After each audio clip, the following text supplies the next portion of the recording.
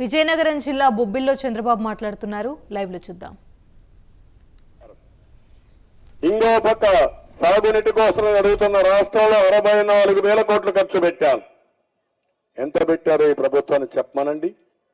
అదే మరి ఇంకొక పక్కన మీరు ఒకసారి ఆలోచిస్తే ఆ రోజు నేను తెలుగుదేశం పార్టీ హయాంలో వ్యవసాయానికి ప్రత్యేక బడ్జెట్ పెట్టింది భారతదేశంలో మొట్టమొదటిసారిగా తెలుగుదేశం పార్టీ ప్రత్యేక బడ్జెట్ పెట్టాం.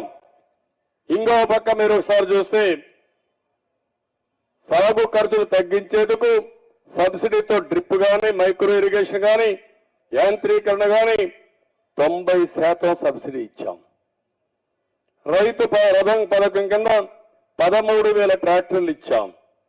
ఇంకో పక్క ఎక్కడికక్కడ మీరు చూస్తే మైక్రో ఇరిగేషన్ నేనే గవర్నమెంట్ ఆఫ్ ఇండియా కూడా రిపోర్ట్ ఇచ్చి దేశంలో కూడా మైక్రో ఇరిగేషన్ రావాలని హార్టికల్చర్ అభివృద్ధి అవుతుందని చెప్పి ముందుకు పోయాం. ఇది కాకుండా ఇంకో పక్క చూస్తే ఇప్పుడు మోటార్లకు మీటర్లు పెడుతున్నాడు జగన్మోహన్ రెడ్డి. అది కూడా గొప్పగా చెప్తున్నాడు. శ్రీకాకుళంలో ఎవ్వరూ రిసిస్ట్ చేయలేదంట, అన్ని దిక్కలా పెడతానంటున్నాడు. ఒక్క విజయనగరంలో పంప్ సెట్ తక్కువ ఉన్నాయనే ఉద్దేశంతో దూరంగా ఉన్నాయనే ఉద్దేశంతో నేను ఆ రోజు అశోక్ గారు వీళ్ళంతా ఉంటే వాళ్ళందరితో మాట్లాడి రంగారావు గారు వాళ్ళందరినీ ఈ జిల్లా పైన కంబైన్డ్ విజయనగరం పైన ప్రత్యేక శ్రద్ధ పెట్టి 25 కాదు 50,000 కాదు 1,00,000 సరే ఇస్తా, మీరు కావాలంటే సోలార్ పంప్ సెట్స్ పెట్టుకోండి, దీనికి 100% సబ్సిడీతో సహాయం చేస్తారని ముందుకొచ్చిన పార్టీ తెలుగుదేశం పార్టీ. ఎక్కడ నీళ్లుంటే అక్కడ పెట్టుకోమన్నా జలసరి కింద బోర్లు వేయించాం. ఇలాంటి అనేక కార్యక్రమాలు చేశాం. ఈరోజు అన్ని పోయే పరిస్థితి వచ్చింది. కడవన మీరు ఒకసారి చూస్తే నేను ఆ రోజుట్లో ZBNF కూడా తీసుకొచ్చా. ఫెర్టిలైజర్స్ కానీ పెస్టిసైడ్స్ కానీ కంట్రోల్ చేశాం, నియంత్రణ చేశాం, ఎక్కడ కంప్లైంట్ లేదు. కడవన భూసార పరీక్షలు చేసి కూడా అవన్నీ చేసిన తర్వాత వినూత్నంగా ZBNF పోయిన జీరో బడ్జెట్ నేచురల్ ఫార్మింగ్కి వెళ్ళాం.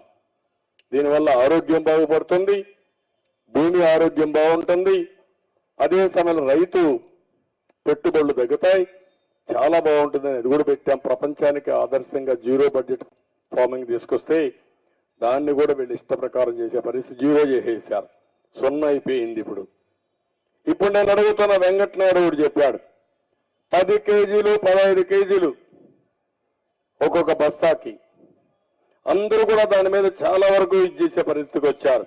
రెడ్డి గౌరనాయుడు చెప్పాడు లోచెర్ల నాగువలస లిఫ్ట్ ఇరిగేషన్ పెండింగ్ పడింది, అప్పుడు వరద విలేజ్కి ఒక లిఫ్ట్ ఇరిగేషన్ ఇచ్చారు, మేము పంట బాగా పండించుకున్నాం, వలసలు తగ్గిపోయినాయి అని చెప్పి ఇప్పుడే చెప్పే పరిస్థితికి వచ్చారు.